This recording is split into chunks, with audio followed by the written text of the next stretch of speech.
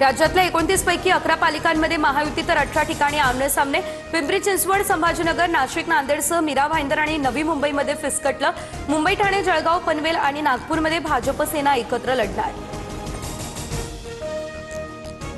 मुंबई, ठाण्यासह सर्व महापालिकांमध्ये ठाकरे बंधूंची युती। नाशिकमध्ये महाविकास आघाडी एकत्र, मनसेची ही साथ, तर नवी मुंबई, सोलापूर, जालना, उल्हासनगरमध्ये महाविकास आघाडी एकत्र लढणार। मातोश्री निवासस्थानी राज ठाकरे आणि उद्धव ठाकरेंमध्ये 2 तास बैठक। पक्षातील बंडखोरी शमवण्याचं ठाकरे बंधूंसमोर आव्हान।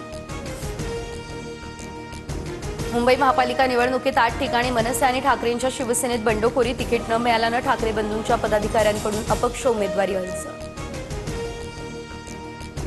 आदित्य ठाकरेंच्या वरळी मतदारसंघात आणखी एक बंडखोरी। वॉर्ड क्रमांक 197 ची जागा मनसेला गेली, त्यामुळे ठाकरेंच्या पदाधिकारी श्रावणी देसाई यांचा अपक्ष अर्ज। राज्यातल्या 29 महापालिकांसाठी अर्ज भरण्याची मुदत संपली। 31 डिसेंबर रोजी अर्जांची छाननी।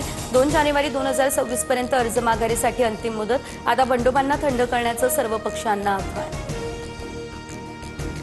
तिकीट नाकारल्यानं छत्रपती संभाजीनगरमध्ये भाजपमध्ये नाराजीचा सूर। महिला पदाधिकारी ओक्साबोक्सी रडली। अंगावर पेट्रोल ओतून आत्मदहनाचा प्रयत्न, पैसे घेऊन तिकीट दिल्याचा आरोप।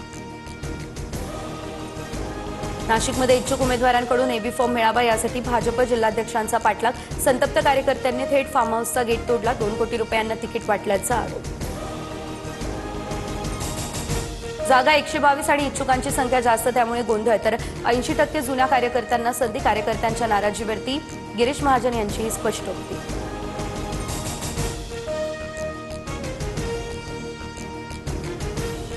नागपूरमध्ये अजितदादांच्या राष्ट्रवादीच्या कार्यकर्त्यांचा राडा। इच्छुक उमेदवाराला एबी फॉर्म न दिल्यानं कार्यालयातील टीव्ही फोडले।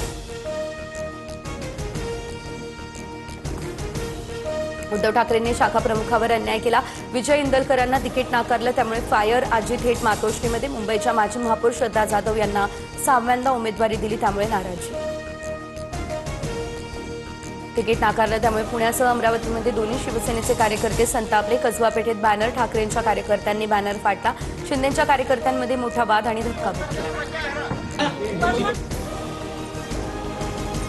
पुण्यात जेलमधल्या गुंडांना अजितदादांच्या राष्ट्रवादीकडून राजकीय पाठबळ। बंडू आंदेकर टोळीतल्या 2 महिलांना अजितदादांच्या राष्ट्रवादीची उमेदवारी। कुख्यात गुंड गजा मारण्याच्या पत्नीला तिकीट। शिंदेच्या शिवसेनेत एकाच प्रभागातून 2 उमेदवार। शेवटी प्रभाग क्रमांक 204 मधून अरुण दळवी तर माजी नगरसेवक अनिल कोके यांचाही उमेदवारी अर्ज दाखल। माघार कोण घेणार याकडे लागले लक्ष।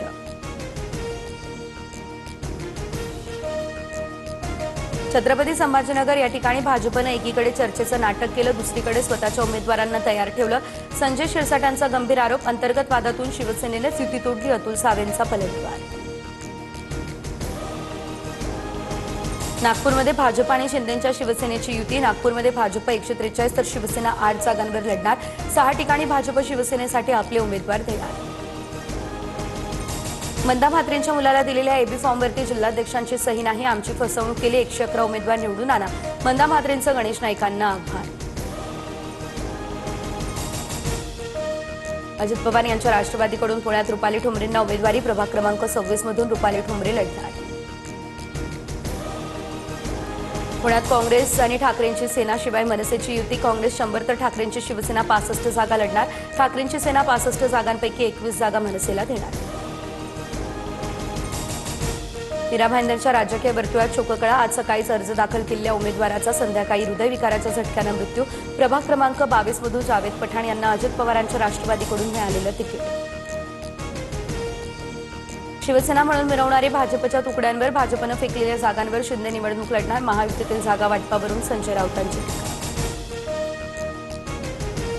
चंद्रपुरात किशोर जोरगेवारांच्या आक्षेपानंतर सुधीर मुनगंटीवारांच्या समर्थकांना उमेदवारी नाकारली। भाजपकडून अजय सरकार यांना तिकीट देण्यास नकार।